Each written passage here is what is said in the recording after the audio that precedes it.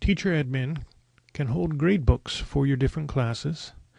If you go to your gradebook information pane for all your classes for the current year, you should see them. Here they are. Note that by default you only see the current year, but you could turn this off and see other years as well.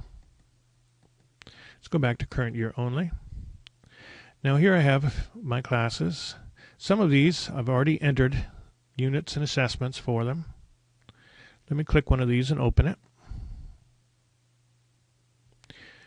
Now you must have defined some units of study in order to be able to put assessments. Assessments must go to a unit of study. And then you list them and it will look like this. So here's an assessment and you can put in a mark. So this one is assessing organization and this one is assessing style and language. In some cases you can also put in comments if you've indicated it. Now in this situation you actually have different views. This view is criteria, the student criteria versus the assessment. But you can change that. You can have, instead of student criteria versus assessment, you can do student assessment versus criteria. So here's the student, here's the assessment, and here's each of the criteria. Or you can do it assessment criteria versus student. So here's all the students across the top, and here's the criteria and the various assessments for them. Let's go back to student criteria versus assessment. Now you also have sorts. You can sort the assessments based on method type. In this case it's by date created or by unit topic. Now here also you can see the class units and topics. So here I created one and I can see the assessments under it. So this is where I would go to create another sample unit and I can create a new assessment. But let's do that for one of these others. So these, see, they have nothing.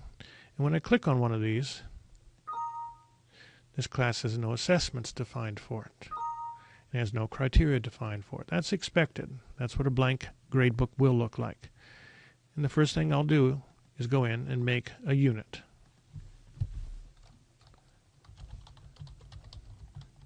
I'll just make something. That's the only part I actually need to enter right now. There it is.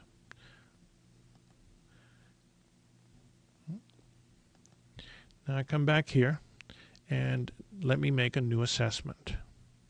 So here's the new assessment screen. I can give it a name. I'll just call it 1. And there's my unit that I just defined. I can define the type and the method. Now these values will vary from school to school. I can put in the date I assign it and the date students will perform it. And I also need to put it into a particular reporting term. Again, the values for the reporting terms will vary from school to school.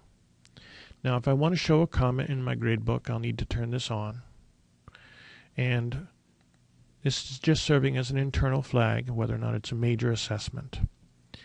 The publish flag is not currently used, but it will eventually be used to determine whether or not this assessment and its marks can be seen by parents and students. I can enter a description of the assessment, and I can even attach documents to this assessment. So if I wanted to put in an actual sample of the assessment, I could do it here. Now down here is where I'll select the criteria. Right now nothing is showing, and if I click on it, it'll make me save it first. Now that's saying there's no criteria involved. So you'd have to contact your supervisor and make sure they turn on criteria for this. Let's go back to a different one. Let's go back to here. Now when I do a new assessment here,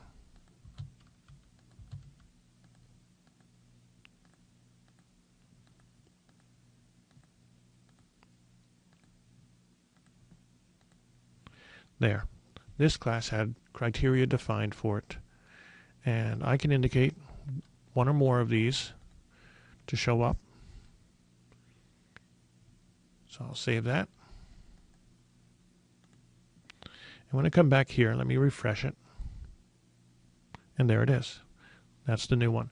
Now I can click on this and edit something. So let me change this to 2 because I had already done a sample like that.